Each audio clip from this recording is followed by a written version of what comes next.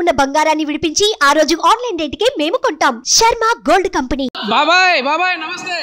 చెప్పు. మొత్తానికి పండగ చేసుకుంటా ఉన్నారు. టీడీపీ విజయకేతనం ఎగరవేసింది. విజయకేతనం అంటే వాడు రూట్ పదాలు ఎందుకు పెట్టాడు? అవసరం ఉంది? అవసరమా? వైసీపీ ఇంత ఓటమికి స్పర్ధన ప్రజల్లో స్పందన వచ్చింది. ఏమండి ఏం జరిగింది? ఆ వ్యతిరేకత కారణం చెప్పంటారా? ఈ పథకాలు ఎవరు కావాలండి? పనిచేయని పథకాలా? అవసరం పథకాలు కావాలి. పనిచేయని పథకాలు ఎందుకండి? పనికి వచ్చే పథకాలు కావాలి. బాబు గారు ముఖ్యమంత్రి అయిన తర్వాత ఏ విధంగా ఉంటుంది రాష్ట్రం? మన అదేం హ్యాపీగా ఉండదు మనం చూడాలి. మొత్తానికి పెద్ద అయితే ఆనందంలో డాన్సులు కూడా వేస్తా ఉన్నాడు, చిందులు వేస్తా ఉన్నాడు రామారావు గారి స్టెప్పులతో. ఇది అసలైన అభిమానం అంటే ఇక్కడ కనపడతా ఉంది.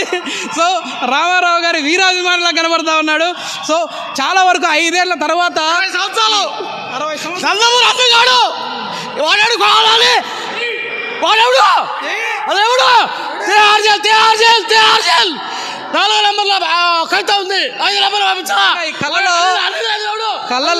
కళ్ళలో ఆనంద బాష్పాలు అయితే కనపడతావు. వాడు వాడు సభాష్ ఏంటి? రాజకీయ సభాష్ ఉంటారా? ఎవరిని బాగా వచ్చి సరే ఏడ్చొద్దు. ఇది మొత్తం మీద ఆనందంలో విజయోత్సాహంలో ఇక్కడ పెద్దానికైతే ఏడుపులు వస్తూ ఉన్నాయి, బూతులు వస్తూ ఉన్నాయి. ఇది మొత్తం మీద మనం చూస్తా ఉన్నాము. చాలా వరకు కూడా పెద్ద సంఖ్యలో ఇక్కడ అభిమానులు అయితే చేరుకున్నారు కేంద్ర కార్యాలయానికి. ఎట్లా దానికి అదుపు లేవు, చెప్పడానికి లేకుండా అంత ఆనందంగా ఉంది. 5 ఏళ్ల నుంచి బాధపడుతున్నాం. ఇక్కడ ఎలా అనుకున్నాం. మళ్ళీ తెలుగుదేశం పార్టీ గవర్నమెంట్లోకి వస్తుంది, అభివృద్ధి చూపిస్తుంది. అభివృద్ధి జరుగుతుంది. ఇక చూడండి, మీరే చూస్తారు ఎంత అభివృద్ధి పడుతుందో. 2014 నుంచి 2019 ఏం అభివృద్ధి జరిగిందో అంతగా డబ్బులు జరుగుతుంది. ఇప్పుడు వచ్చేసేసి జగన్మోహన్ రెడ్డి గారు, నేను ఇంటికి నేరుగా డబ్బులు పంపిస్తా ఉన్నాను సంక్షేమ పథకాల రూపంలో. సో ప్రజలు నాకే పట్టం కడతారనేసి అన్నారు. అంటే ప్రజలు ఇప్పుడు పథకాలు కోరుకోవట్లేదని స్పష్టంగా అర్థం. ఎవరి డబ్బులు ఎవరు పంపిస్తారండి? వాళ్ళు కష్టపడలేరా? సోమరిపోతులు చేశారు, ఇంట్లో కూర్చోబెట్టారు, పనులు చేయకుండా చేశారు. ఎటువంటి కార్మికులు పనులు లేవు. ఎవరి డబ్బులు ఎవరు పంచుతారు? ఏదైనా అప్పులు చేసి పులిహార పంచితే ఎవరైనా పంచుతారండి? అప్పులు చేయకుండా సంపాదించాలి. సంపాదించేది ఎవరు? సంపాదించకుండా అప్పులు తీసుకురావడం అయిపోతాం.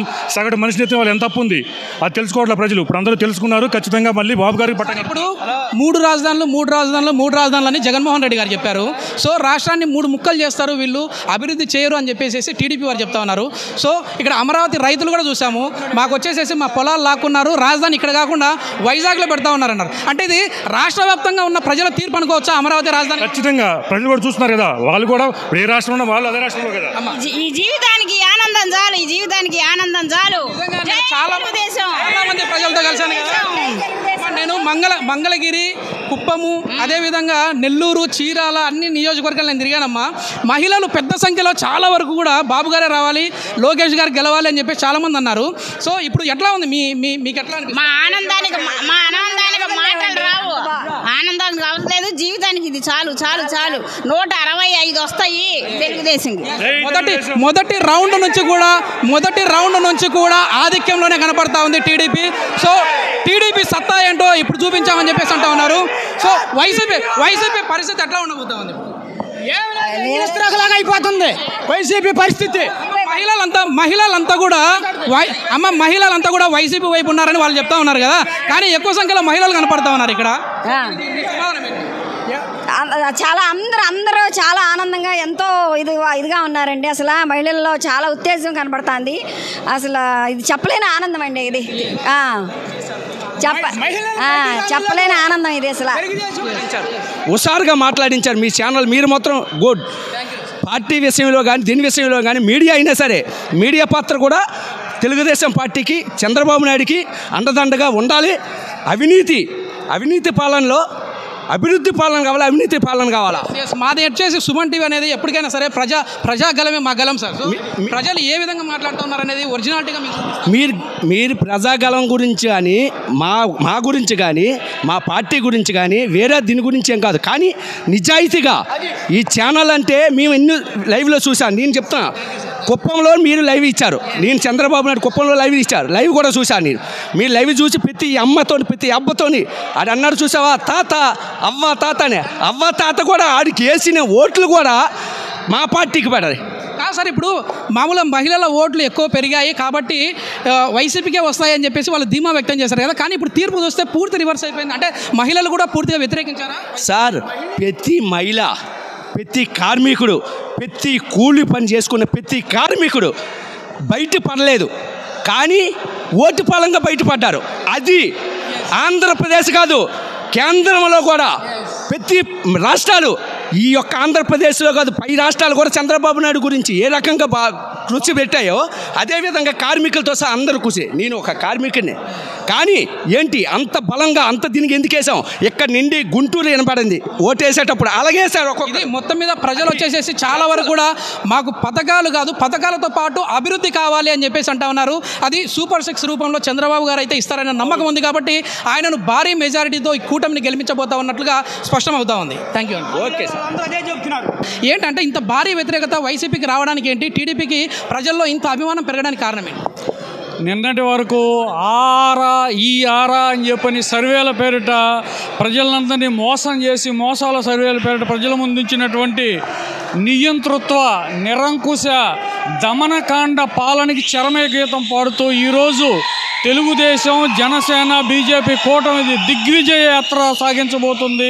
దీనికి ముఖ్యమైన కారణం అణిచివేత ధోరణితో చేసినటువంటి పాలన ఈ యొక్క విజయానికి ముఖ్యమైనటువంటి మార్గాన్ని చూపించిందని చెప్పి నేను చెప్తూ ఉన్నాను.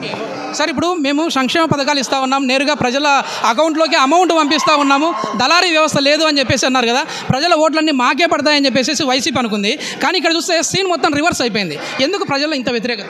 సార్, మీకు తెలియంది మనకు పబ్లిక్ తెలిసింది ఏంటంటే ఎంతమంది సంక్షేమం ఎత్తేసారో గ్రౌండ్ లెవెల్లోకి వెళ్ళని తెలిసింది.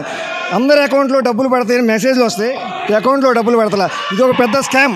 దీని కనుక ఒకసారి సీరియస్గా తీసుకొని లోతుగా అధ్యయనం చేస్తే 1,00,000 కోట్ల అవినీతి జరిగి ఉంటుంది. ఏది అకౌంట్లో మెసేజ్లు వస్తాయి కానీ అమౌంట్ మాత్రం పరిస్థితి ఏ విధంగా ఉండబోతుంది? పార్టీ ఉండదండి, ఇక భూస్థాపితం సర్దుకోవటమే. ఆల్రెడీ ఆ నాయకులు ఎప్పుడో టచ్లోకి వచ్చారు, జనసేనకి టీడీపీ టచ్లోకి వచ్చారు. నేను దాదాపుగా నేను ఒకరిని 55 నియోజకవర్గాలకు పైగానే ప్రజల అభిప్రాయం తెలుసుకునే ప్రయత్నంలో భాగంగా వెళ్ళాను. సో అక్కడ ప్రజలందరూ కూడా సంక్షేమం కావాలి, అభివృద్ధి కావాలి, ఆ రెండు జరగాలి అంటే బాబు గారు మళ్ళీ రావాలి అని చెప్పేసి చెప్తా ఉన్నారు. సో ఇప్పుడు ఆ రెండు కూడా సమపాలలో జరిగే విధంగా ఉంటుందా? 100% ఉంటుంది. ఎట్లా ఉండబోతుంది వైసీపీ? సూపర్. వైసీపీ పరిస్థితి అయిపోయింది, ఇంకా ఇంకేం లేదు. తొక్కేసాం, కరోనా తొక్కేసినట్టు తొక్కేసాను. కొడుకుల్ని చంపేస్తా. ఇంక ఇప్పుడు అసలైన పరిపాలన ఇప్పుడు టీడీపీ కార్యకర్తలు, టీడీపీ అభిమానులు అంటే చేసినా కానీ తెలుగుదేశం ఇది మొత్తానికి టీడీపీ కార్యకర్తల అభిమానులు అంటే ఎట్లా ఉంటారో ఇప్పుడు తెలుస్తూ ఉంది. వాళ్ళ ఆనందానికి అద్దులు లేకుండా పోతా ఉంది. ఎందుకంటే చాలా వరకు కూడా ఇప్పుడు దాకా మా సహనం చూశారు, ఇప్పుడు చూస్తారు. ఇక పెత్తనందారుడికి సామాన్యుడికి జరిగిన ఎలక్షన్లో పెత్తనందారుడు ఓడిపోయాడు, సామాన్యుడు గెలిచాడు. ఊరిని డబ్బులు తోసుకోవటం, ఎదుటాలని పెత్తనందారుడు అంటాం. ఫస్ట్ నుంచి ఒక ముఖ్యంగా నేర్చుకోవాల్సింది ఒక కులం అనే ఒక కులాన్ని డిపెండ్గా చూపించడం చాలా తప్పది. ముందు అది ఒక అమ్మకాయకి పుట్టినాడైతే ఇంకొకసారి రాజకీయ నాయకుడు ఎవడు కులం పేరు ఎత్తడు.